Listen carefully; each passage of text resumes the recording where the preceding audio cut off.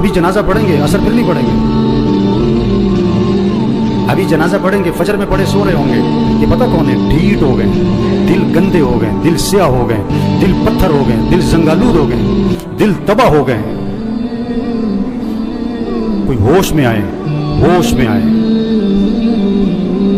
نشے میں آدمی ہوتا ہے نا، نشے میں تو بات سمجھ میں نہیں آتی اس کی، کیونکہ نشہ ہے. نشہ صرف شراب اور چرس کا نہیں ہے، یہ پیسہ بھی نشہ ہے، یہ جوانی بھی نشہ ہے، یہ کاروبار بھی نشہ ہے، یہ جہالت بھی نشہ ہے. آج لوگ نشے میں ہیں. جو اذان سن کے نماز پڑھنے نہیں جاتا یہ نشے میں ہے. جو فجر میں نہیں اٹھتا، نماز نہیں پڑھتا، یہ نشے میں، یہ ٹن ہے. اور اگر ان باتوں کو سن کر اس کا نشہ نہ ٹوٹا تو موت کا فرشتہ اس کا نشہ توڑے گا پھر، اور اس کا فائدہ کوئی نہیں ہوگا.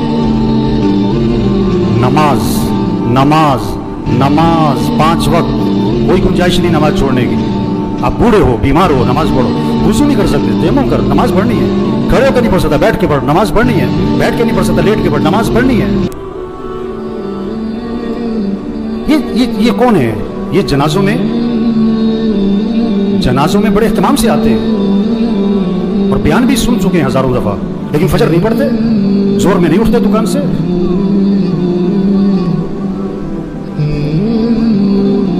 حضور اکرم صلی اللہ علیہ وسلم فرما رہے ہیں نماز میری آنکھوں کی ٹھنڈک ہے، اور نماز آپ کے لیے مصیبت بنی ہوئی ہے. آپ سے فجر میں اٹھنا مصیبت بنا ہوا ہے، آپ سے اذان سن کے دکان چھوڑنا مصیبت بنا ہوا ہے. اللہ کے نبی تو فرمایا نماز میری آنکھوں کی ٹھنڈک ہے. آپ نے فرمایا اسلام اور کفر میں فرق کرنے والی چیز نماز ہے. اگر آپ نماز نہیں پڑھ رہے، اگر آپ نے آج فجر نہیں پڑھی، آپ کفر کی طرف جا رہے ہو. یہ جنازہ پیغام ہے، ہوش میں آؤ، نماز پڑھو، دین سیکھو.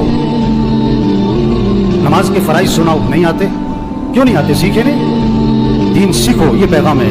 قرآن پڑھو، قرآن پڑھو، قرآن پڑھو. یہ قبر میں اخبار نہیں، یہ موبائل نہیں کام آئے گا. قرآن قرآن قرآن قرآن. سال ختم ہو رہا ہے، میاں صاحب کا، شیخ صاحب کا قرآن ختم نہیں ہوتا ہے. صبح اٹھتے ہی قرآن نہیں کھولتا ہے، موبائل کھولتا ہے. آپ صلی اللہ علیہ وسلم نے فرمایا قرآن پڑھا کرو، یہ قیامت کے دن تمہارے لیے سفارش کرے گا. آپ نے فرمایا جو رات کو سورہ ملک پڑھے گا اللہ اسے قبر کے عذاب سے بچا لیں گے. قرآن پڑھو بھائی، اللہ کا ذکر کرو. ہاتھ میں تسبیح نظر آنی چاہیے. موبائل بھی رکھو، تسبیح بھی تو رکھو. سب کی جیبیں چیک کرو، 2 موبائل نکلیں گے، تسبیح ایک بھی نہیں نکلے گی. کسی کو موبائل تحفے میں دو، بڑا خوش ہوتا ہے. کسی کو تسبیح تحفے میں دو.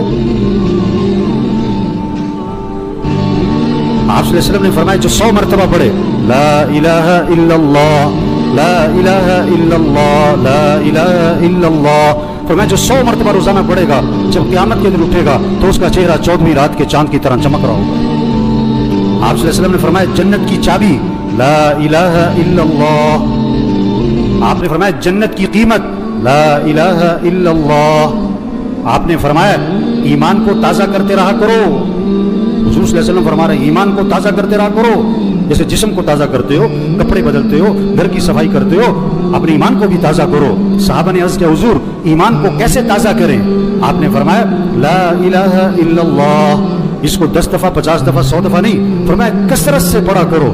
لا الہ الا اللہ لا الہ الا اللہ لا الہ الا اللہ. جتنا کثرت سے پڑھو گے تمہارا ایمان تازہ ہوتا رہے گا. تسبیح کریں میرے بھائیوں، ذکر سے دل نرم پڑتا ہے. پھر دین کا شوق، پھر مسجد کا شوق، پھر نماز کا شوق، پھر گناہوں سے نفرت آتی ہے. اگر آپ کا نماز پڑھنے کو جی نہیں چاہتا نا، آپ کا دل سخت ہو گیا ہے. آپ کا مسجد آنے کو جی نہیں چاہتا نا، آپ کا دل تباہ ہو گیا، برباد ہو گیا ہے. دل کی صفائی کرو قرآن سے، دل کی صفائی کرو اللہ کے ذکر سے، دل کی صفائی کرو موت کی یاد سے.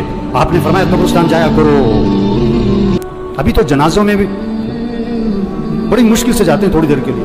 اکیلے جاؤ قبرستان، ہمت ہے تو مغرب کے وقت جاؤ اور اپنے آپ کو سمجھاؤ مجھے بھی یہاں آنا ہے. یہ کون پڑے ہوئے بڑی پلاننگ کرتے تھے، بڑے کہہ لگاتے تھے، جو کیا کہتے تھے میرے پاس نماز پڑھنے کو وقت نہیں ہے، صبح میرے سے فجر میں اٹھا نہیں جاتا. یہ پڑے ہوئے قبروں میں، جوان بھی ہیں، بوڑھے بھی ہیں، غریب بھی ہیں، امیر بھی ہیں. آپ صلی اللہ علیہ وسلم نے فرمایا قبر مردے کو اپنے ہاتھ سے غسل دیا کرو.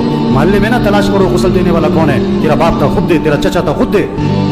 اپنے ہاتھ سے غسل دے تاکہ عبرت ہو کیا اکڑ تھی، کیا نخرے تھے، اور کیا آج پھٹے پر بے بسی ہے. ہم سب پھٹے پہ پڑنے والے ایک دن. بسی میں 2 پھٹے نہیں ہیں.